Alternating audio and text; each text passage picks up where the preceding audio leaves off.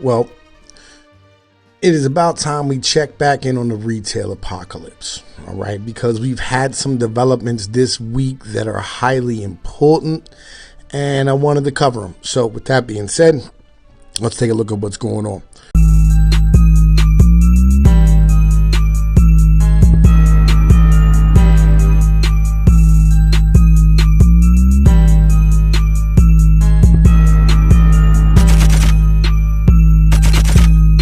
All right, so far, up until about a week and a half ago, we were up to 6,400 stores that were expected to close in 2019. That's Fred's was closing 104 stores.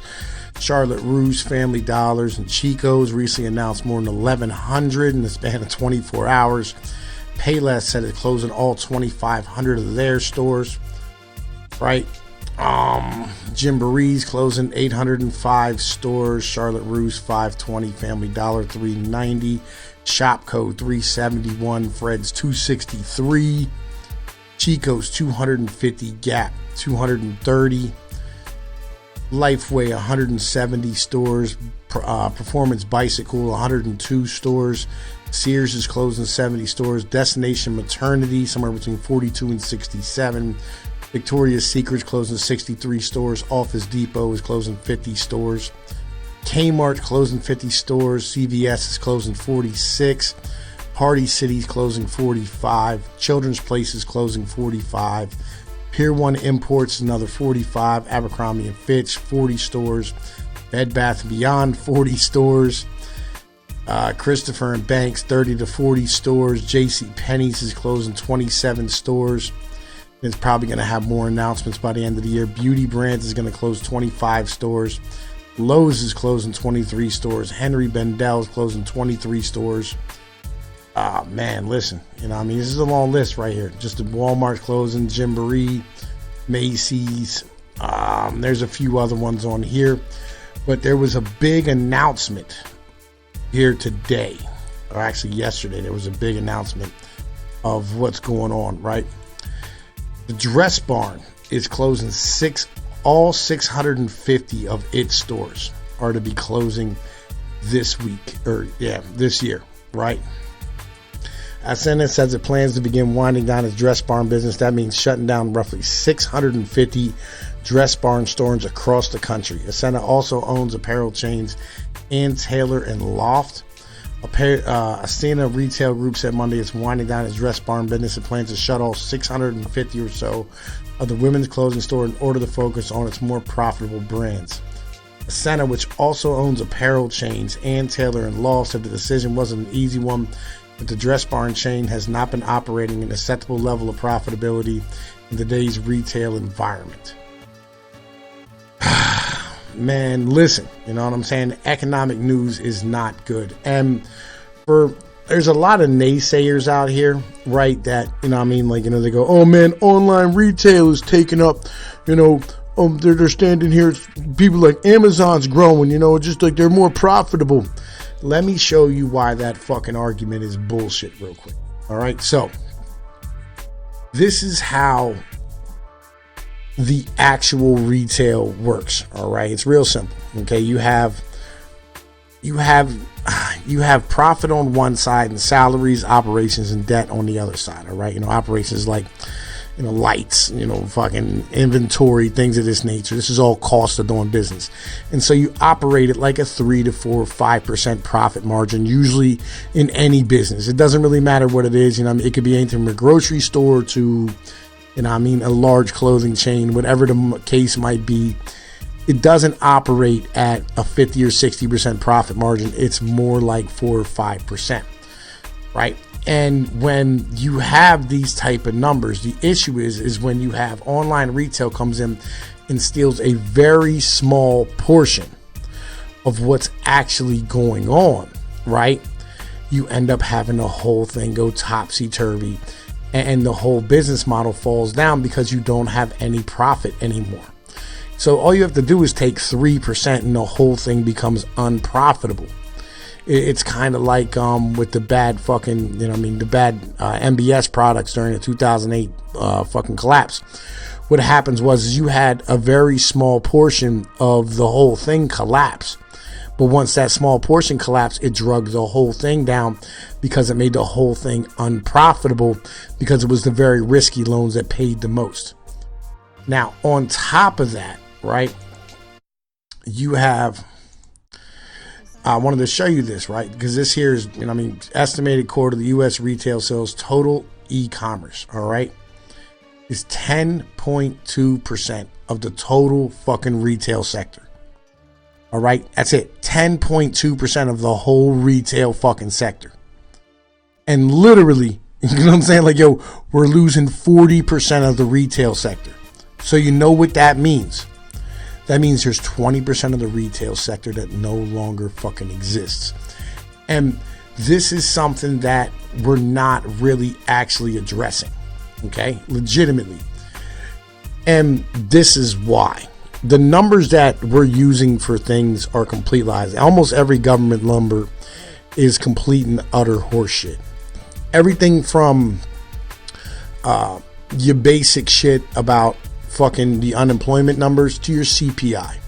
Now, the bottom red line, okay, is CPI. That's the Consumer Price Index. What they use currently to measure inflation. Basically, what they do is they go buy a basket of goods.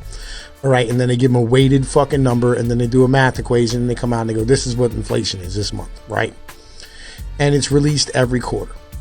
Now, it's released every fucking month. But if you go back to how we used to measure it back in the 80s and 90s, you had the blue number above, which is what we've used, since, the beginning of mankind, because it's the proper way to measure shit. So this is the SGS number. And if you look at this, okay, at current, we're sitting at about somewhere between 7 and 9%. Okay, so at 7 to 9%, if you have retail growth right now at this very moment, sitting around fucking 1 to 2% growth per quarter, right? Maybe. Because even in fucking February, January, and April, you had negative numbers come in for the retail sector. Like it actually shrunk. The reality is it's shrinking much more than you think it is. Consumers no longer have money to buy any fucking goods. Hence is the reason why companies like Ford and GM and Toyota and Honda are closing down their sedan models. I think Toyota's going to keep the Camry, right? But it's not going to actually stand here and like really have anything else. And on top of that, you have companies like, let me get rid of this one. There we go. You have companies like Ford, right now, which are about to cut 7,000 jobs by August, all right, including 900 jobs this week. Ford is laying off about 10% of its global salaried workforce, the company said Monday. The job cuts are part of the company's restructuring effort and is expected to save the number 2 automaker $600 million annually. Most of the reductions are overseas, with roughly 2,300 of job cuts coming from the United States. So,